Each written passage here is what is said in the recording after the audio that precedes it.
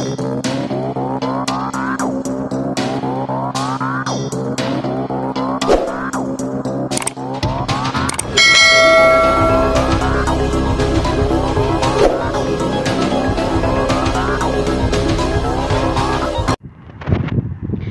everyone! So, good morning sa lahat ng nandito sa Saudi Arabia. So guys, i-tour ko lang kayo dito sa Corniche Dammam. Ito yung area kung saan mabuhangin. Tapos ay ito nga yung tubig, ayan. So masarap dito, masarap maglakad-lakad dito kapag nag-i-emote. Char! Yung tipong kaka-break up mo lang, tapos maglalakad-lakad ka dito habang tumutulo yung luha mo, ganon. Tapos ay nag-i-emote ka with sound, with music. O, di ba? Ang saya! Pwede rin mag-picnic dito kasi meron siyang mga, anong tawag dito? Yan yung mga parang kubo-kubo. Ayan. Yung iba, ang ginagawa nila, yung mga Saudi, or kahit naman ibang lahi, or kahit kami din, ginagawa namin, nagdadala kami ng carpet, or kaya ng malaking bataniya ba yun? Oo, bataniya ang tawag doon. Tapos nilalatag namin, banig, ganun. Tapos may dala-dala kami mga kape, mga pagkain, ganyan, nandyan kami. Tapos ayan, bababa. Tapos yan dito, maglalakad-lakad, ganyan. Ayan. Maglalakad dito. Maglalakad-lakad dyan. Ayan. So, yung tubig mababa na siya, guys. Kaya medyo malayo na siya. Pero kapag ang tubig niya is mataas, nandyan yan, dito banda yan. So, ayan.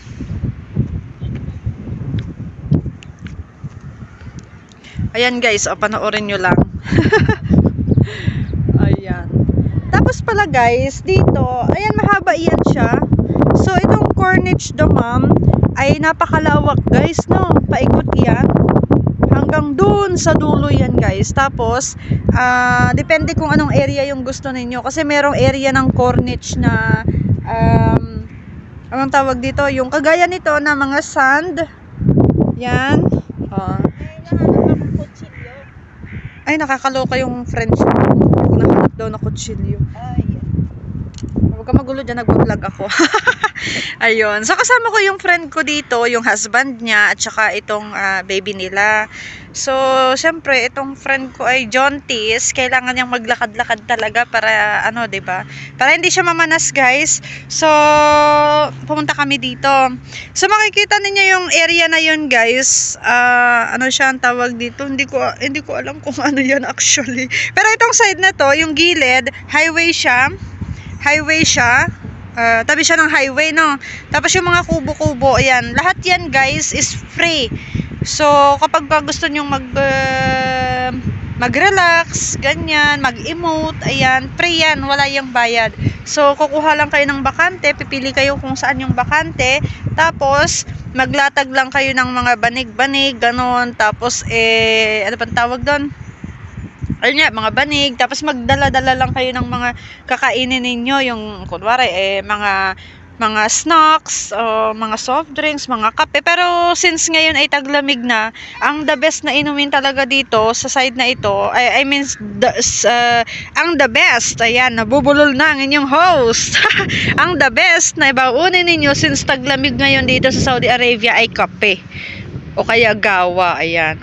Tingnan mo yung aking friendship at saka yung aking pamangkin. Ayan, diba lakad-lakad sila. Nagpunta ako kanina doon sa tubig. Grabe, guys, ang sarap ng feeling doon sa tubig. Ayan.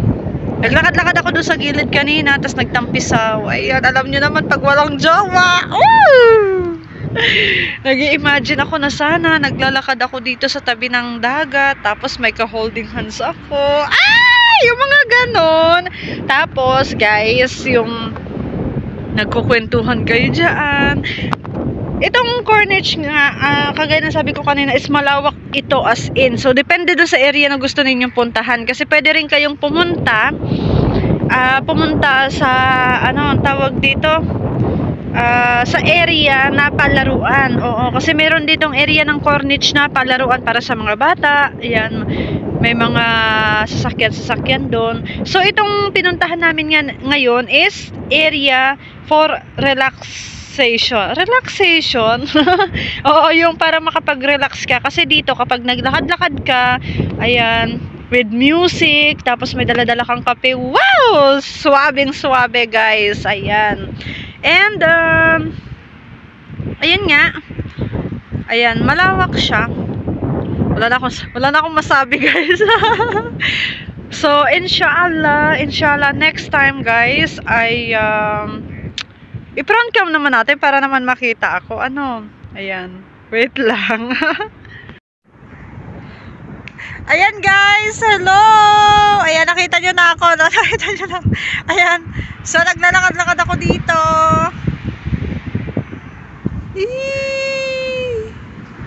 Kasama ko yung mga yung friends ko, husband and wife, kasama yung baby nila. Sana all ako single. Wah! Ayan. Actually, guys, nagbaon lang ako ng tea. Oo, gumawa ako ng tea sa bahay kanina, tapos binaon ko siya para may maiinom-inom ako. But since dito malamig na, kaya talaga namang masarap na magbaon ng mga mainit na inumin. Yan, mga kape, mga chai, or everything like that. Ayan. Yan siya, guys, oh. Gusto nyo panoorin nyo ako na naglalakad-lakad.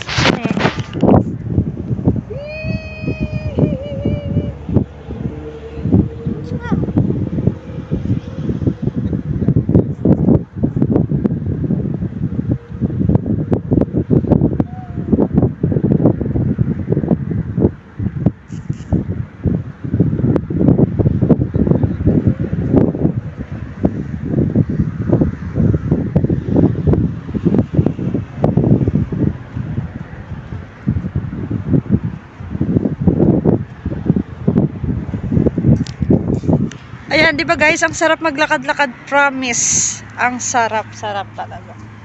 Ayan. So punta tayo dun sa may bandang tubig. Ayan.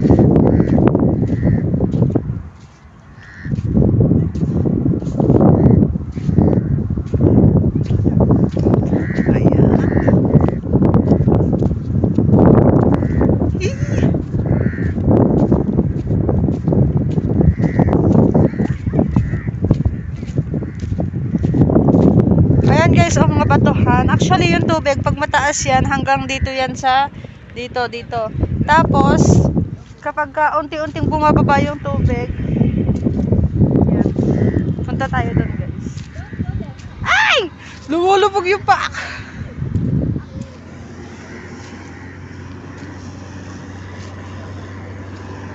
Ayan.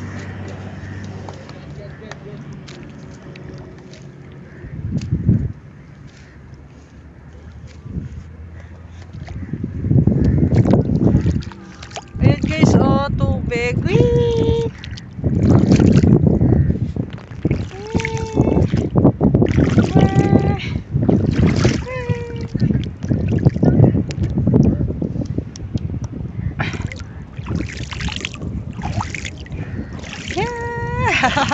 Grabe guys, sobrang nakaka-enjoy talaga dito kasi walang tulya-tulya.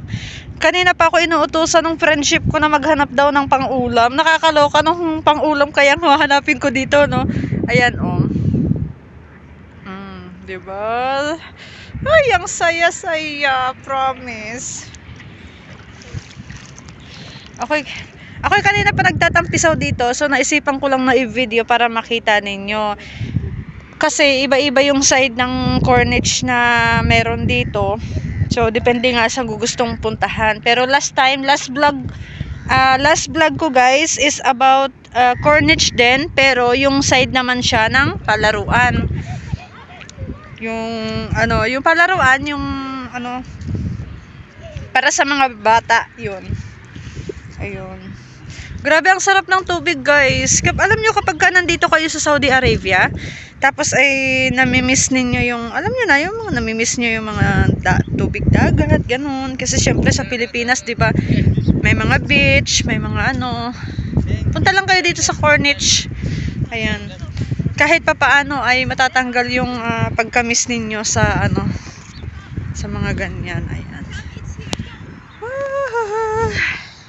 Sobrang nag-enjoy ako. Actually, ayoko pang sumama kanina. Sabi ng friend ko ay pumunta nga daw kami dito sa Corniche at maglakad-lakad. Parang nagdadalawang isip pa ako, guys. Kasi kakagising ko lang noon. Sabi niya, umaga ko gustong maglakad-lakad para ma-exercise ako, sabi niya. So, yun. And,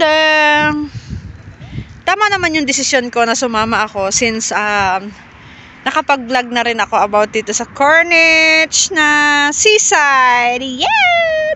So guys, see you next video. Thank you so much po sa pagsama nyo sa akin dito. I love you all.